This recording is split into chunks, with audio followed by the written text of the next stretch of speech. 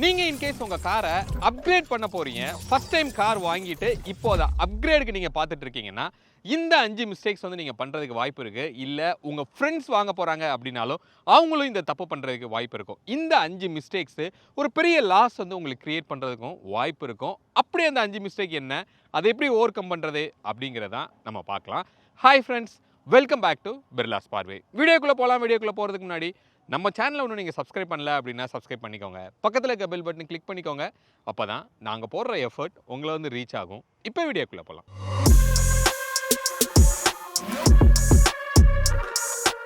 நம்மளோட காரில் இப்போ இருக்கிற கார்லையே ஒரு சேஃப்டி ஃபீச்சர் அப்கிரேட் பண்ணணும் அப்படின்னா கண்டிப்பாக அது ஒரு டேஷ் கேமாக வந்து இருக்கும். ஏன்னா நம்ம இன்கேஸ் ஏதாவது ஒரு ஆக்சிடெண்ட்டில் போய் நம்ம இன்வால்வ் ஆகுறோம் அப்படின்னா நம்மளோட நியாயத்தை அந்த இடத்துல நம்ம ப்ரூவ் பண்ண வேண்டிய சுச்சுவேஷனில் வந்து இருக்கும். நம்ம தப்பே பண்ணலைன்னா கூட அந்த இடத்துல நம்ம மேலே ப்ளேம் வந்து வர்றதுக்கு அதிகமான வாய்ப்பு இருக்குது. அதுக்கு இந்த டேஷ் கேமோட ஃபுட்டேஜ் வந்து கண்டிப்பாக உங்களுக்கு ஹெல்ப் பண்ணும். அந்த ஸ்பாட்டில் மட்டும் இல்லை, நீங்கள் இன்சூரன்ஸ்லேயும் வந்து இது ஒரு மிகப்பெரிய சப்போர்ட் வந்து உங்களுக்கு பண்ண போகுது.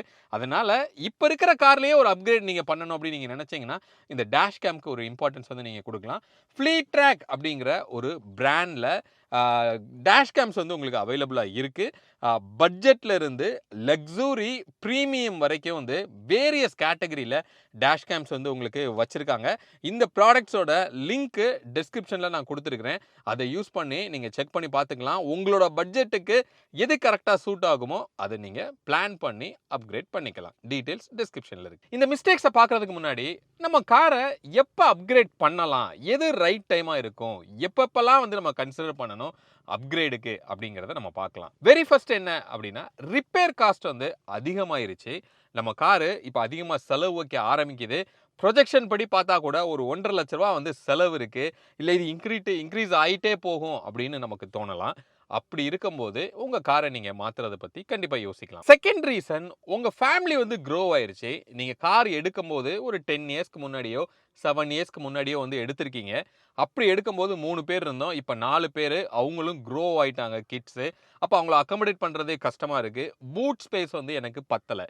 இந்த மாதிரியான ப்ராக்டிகாலிட்டி டிஃபிகல்ட்டிஸ் வந்து உங்களுக்கு இருக்குது அப்படின்னா உங்கள் காரை சேஞ்ச் பண்ணுறதை பற்றி நீங்கள் யோசிக்கலாம். மூணாவது ரீசன், உங்களோட டிரைவிங் பேட்டர்னே வந்து மாறிடுச்சு. நீங்கள் கார் வாங்கும்போது உங்கள் வீட்டுக்கும் ஆஃபீஸ்க்கும் கிட்டத்தட்ட ஒரு 6 கிலோமீட்டர் 7 கிலோமீட்டர் தான் இருந்தது. இப்போ வீடை மாற்றிட்டீங்க, இல்லை ஆஃபீஸை மாற்றிட்டீங்க. ஒரு 25 to 30 கிலோமீட்டர்ஸ் வந்து நீங்கள் டிரைவ் பண்ண வேண்டியிருக்கு. அப்போ எனக்கு ரன்னிங் காஸ்ட் வந்து ரொம்ப எக்ஸஸாக வந்து போகுது. அப்போது டைப் ஆஃப் ஃபியூலையே நான் மாற்றணும். பெட்ரோலில் இருக்குது, இது டீசலோ ஈவியோ இது மாதிரி ப்ரிஃபர் பண்ணலாம் அப்படின்னு ஒரு சூழ்நிலை வரும்போது அப்கிரேடை பற்றி யோசிக்கலாம். சேஃப்டி அப்படி நம்ம பார்க்கும்போது நம்ம ஒரு 10 இயர்ஸ்க்கு முன்னாடி வாங்கியிருக்கோம். அப்போ நம்ம காரில் ஏர் பேக்கே இல்லை.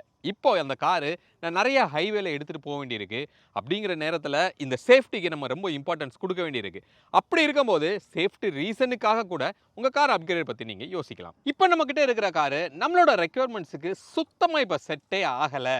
ஏன் அப்படின்னா, நீங்கள் வந்து ஒரு செடான் வச்சுருக்கீங்க, ரொம்ப லோ கிரவுண்ட் கிளியரன்ஸாக இருக்குது. இப்போ நீங்கள் மாற்றின வீடு இருக்கிற இடம் அதிகமாக வந்து அப்ஸ் அண்ட் டவுன்ஸ் இருக்குது. அப்போ கீழே அதிகமாக தட்டுது. இல்லை எனக்கு பூட் வந்து சுத்தமாக எனக்கு பத்தவே இல்லை. இந்த மாதிரி ப்ராக்டிக்கலாக நம்மளோட காரு நம்மளோட ரெக்குவயர்மெண்ட்டுக்கு ஃபிட்டே ஆகலை அப்படின்னா அப்கிரேடை பற்றி நீங்கள் யோசிக்கலாம். ஃபைனல் ரீசனாக, நம்ம கையில் இருக்கிற காரோட ரீசேல் வேல்யூ இப்போ கொடுத்தோன்னா கொஞ்சம் பெட்டராக இருக்கும். இதுக்கு மேலே லேட் ஆச்சு அப்படின்னா அந்த ரீசேல் வேல்யூ ரொம்ப ட்ராப் ஆயிரும். மேபி ஒரு டீசல் கார் உங்ககிட்ட இருக்கலாம், இனிமேல் ரொம்ப லேட்டராக டீசல் கார் கொடுத்தோன்னா ரீசேலே இருக்காதோ அப்படின்னு கூட நமக்கு தோணலாம். இந்த மாதிரி ரீசேல் வேல்யூ கரண்ட் ட்ரெண்டில் கரெக்டாக போகுது அப்படின்னா கொடுத்துட்டு அப்கிரேட் போகிறது ஒரு நல்ல சாய்ஸ். இந்த ரீசன்ஸில் நீங்கள் எதுலையாவது ஃபாலோ ஆகுறீங்க அப்படின்னா உங்கள் காரோட அப்கிரேடை பற்றி நீங்கள் யோசிக்கலாம். சொல்லு நண்பா, கார் மாற்றலான் இருக்கியா?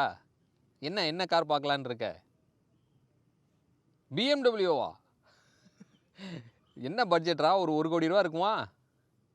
8 லட்ச ரூபாயா? எப்பட்றா 8 லட்ச ரூபாய்க்கு பிஎம்டபிள்யூ? ஓ, யூஸ்டா? அப்போ நீங்கள் கார் வந்து அப்கிரேட் பண்ணுறது உங்களோட லைஃப் ஸ்டைலை இன்க்ரீஸ் பண்ணுறதுக்கா, இல்லை எக்ஸ்பென்சஸை இன்க்ரீஸ் பண்ணுறதுக்கா அப்படிங்கிறது தான் ஃபஸ்ட்டு மிஸ்டேக். ஏன்னா நம்மளோட பேண்ட்வித் என்ன, நம்மளோட பொட்டென்ஷியல் என்ன அப்படிங்கிறது நமக்கு தெரியும். நான் வந்து ஒரு ப்ரீமியம் கார் வாங்கணும் அப்படிங்கிறதுக்காக 8,00,000 ரூபாய்க்கு வந்து எனக்கு BMW கிடைக்குது அப்படின்னு வாங்கிட்டோம்னா, அதுக்கப்புறம் அது குடுக்குற செலவு அப்படிங்கிறது மிக பெருசா இருக்கும். அந்த காரை நம்மளால ஹேண்டிலே வந்து பண்ண முடியாது. இல்ல நான் புதுசே போறேன்.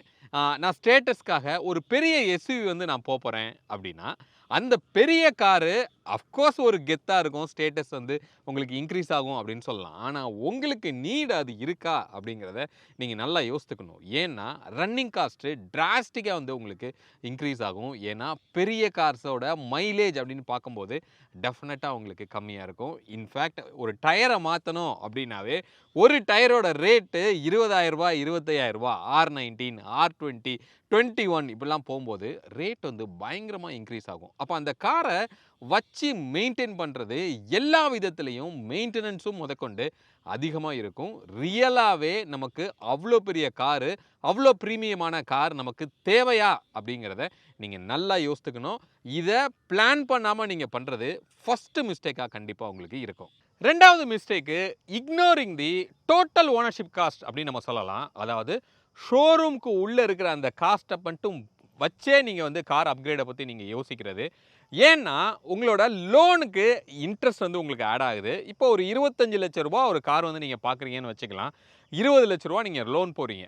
5 வருஷத்துக்கு உங்களுக்கு அந்த லோன் நீங்க போட்டீங்கன்னா கூட 42,000 ரூபா உங்களுக்கு இஎம்ஐ வரும். அது நம்மளால அஃபோர்ட் பண்ண முடியுமா அப்படிங்கிறத நம்ம பார்த்துக்கணும். இன்சூரன்ஸ் அப்படிங்கிற ஒரு காஸ்ட் வந்து இருக்கு. எவ்ரி இயர் 25 லேக்ஸ் கார் அப்படின்னா எப்படி ஒரு 30,000 ரூபா வரைக்கும் உங்களுக்கு வந்து இன்சூரன்ஸ் வரும். அதுவுமே உள்ள அக்கமடேட் பண்ணணும். அது போக மெயின்டெனன்ஸ் இருக்கு, டயரோட சேஞ்சுக்குரிய காஸ்ட் இருக்கு. இது எல்லாத்தையுமே நீங்க கன்சிடர் பண்ணி டோட்டல் ரன்னிங் காஸ்ட்டையும் உள்ள கொண்டு வந்து இந்த ஓனர்ஷிப் காஸ்ட்டை ஃபுல்லி நீங்க கால்குலேட் பண்ணி தான் அப்கிரேட்க்குரிய பட்ஜெட்டையே நீங்க ஃபிக்ஸ் பண்ணணும். 3வது மிஸ்டேக்கு ஃபியூச்சர் பத்தி கரெக்டாக பிளான் பண்ணாம காரை வந்து செலக்ட் பண்றது. இப்போ பெரிய கார் அப்படிங்கிறது மட்டும் நம்ம மைண்ட்ல வச்சுட்டு நம்ம உங்களோட ஃபியூயலோட டைப்பை வந்து தப்பா நீங்க செலக்ட் பண்றது. இப்போ நமக்கு மைலேஜ் அப்படிங்கிறது அதிகமா ரன் ஆகுது. முன்னாடியை விட இப்போ நம்ம அதிகமாக காரை ஓட்டுறோம். அப்போ கரெக்டான ஒரு ஃபியூயல் டைப் மேபி இவி வந்து உங்களுக்கு கரெக்டாக செட் ஆகலாம். அப்போ நீங்கள் இவி மேபி செலக்ட் பண்ண வேண்டியிருக்கும். உங்கள் காரோட பார்க்கிங் சைஸ் உங்கள் வீட்டில் எந்த அளவுக்கு ஸ்பேஸ் இருக்குது அதில் கரெக்டாக பார்க் பண்ணி டெஸ்ட் ட்ரைவில் வீட்டுக்கு கொண்டு வர வச்சு அதை செக் பண்ணிவிட்டு உங்கள் காரை வந்து நீங்கள் கரெக்டாக பிக் பண்ணணும். இன்னொன்று ஃபேமிலி மெம்பர்ஸு இன்னொரு 5 இயர்ஸ் டவுன் த லைனில் க்ரோ ஆவாங்க. அவங்களுக்கு லாங்கில் காலேஜுக்குலாம் வந்து அடிக்கடி பிக்கப் அண்ட் ட்ராப் வந்து உங்களுக்கு இருக்கிறதுக்கு வாய்ப்பு இருக்கும். இந்த மாதிரியான விஷயங்கள் இல்லை உங்களுக்கு பூட் அதிகமாக தேவைப்படலாம். அப்படி நீங்கள் கரெக்டாக வந்து யோசிக்கணும். இந்த மாதிரி ஃப்யூச்சர் பிளானை கரெக்டாக நீங்கள் அனலைஸ் பண்ணி கரெக்டான ஒரு காரை வந்து நீங்கள் செலக்ட் பண்ணணும். 4வது மிஸ்டேக்கு நம்மளோட காரை அந்த ஓல்டு காரோட ரீசேல் வேல்யூவை ப்ராப்பராக எவாலுவேட் பண்ணாமல் ஷோரூமில் என்ன எக்ஸ்சேஞ்ச் ப்ரைஸ் சொல்கிறாங்களோ அதே ப்ரைஸுக்கு அப்படியே சேல் பண்ணுறது. ஸோ நீங்கள் அந்த காரை சேல் பண்ணுறதுக்குரிய கொஞ்சம் கிரவுண்ட் ஒர்க் வந்து நீங்கள் பண்ணணும். ஈவன் அவுட் சைடில் இருக்கிற டீலரு பெட்டரா கோட் வந்து பண்ணுறாங்களா அப்படிங்கிறத நீங்கள் செக் பண்ணிக்கணும்.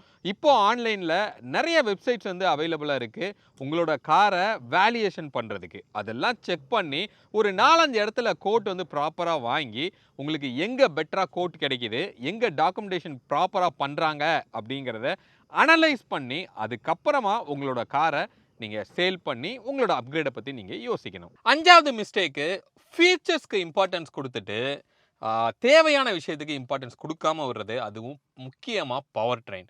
மேபி நீங்கள் ஒரு அப்கிரேட் பண்ணுறீங்க அப்படின்னா இதுக்கு முன்னாடி காரில் பயங்கர பவர் லாக்லாம் நீங்கள் ஃபேஸ் பண்ணியிருப்பீங்க. அப்போ உங்களுக்கு ஒரு நல்ல பவர் வந்து தேவைப்படும் ஒரு அப்கிரேடில். அப்போ அதெல்லாம் பற்றி யோசிக்காமல் பெனாரமிக் சன்ரூஃபு, ஒரு கனெக்டடான இன்ஃபோடெயின்மெண்ட் சிஸ்டம், இந்த மாதிரியான விஷயத்துக்கு இம்பார்ட்டன்ஸ் கொடுத்து தேவையான ப்ராக்டிக்கலான விஷயத்துக்கு இம்பார்ட்டன்ஸ் கொடுக்காமல் இருக்கிறது. முக்கியமாக டிரான்ஸ்மிஷனையும் நம்ம சொல்லலாம்.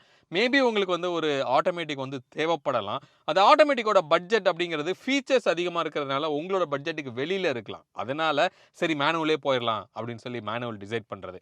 நமக்கு என்ன தேவை, நம்ம நீடு என்ன, பெட்டரா பவர் ட்ரெயின் வந்து நமக்கு என்னவா இருக்கும், இதுக்கு முன்னாடி நம்ம கையில் இருந்த காரில் என்னென்னலாம் நம்ம நெகட்டிவாக ஃபேஸ் பண்ணோம் அப்படிங்கிறத அனலைஸ் பண்ணி அதை பாசிட்டிவாக மாற்றுறதுக்கு தான் நம்ம முயற்சி பண்ணணுமே தவிர ஃபீச்சருக்கு நம்ம அதிகமாக இம்பார்ட்டன்ஸ் கொடுக்கக்கூடாது.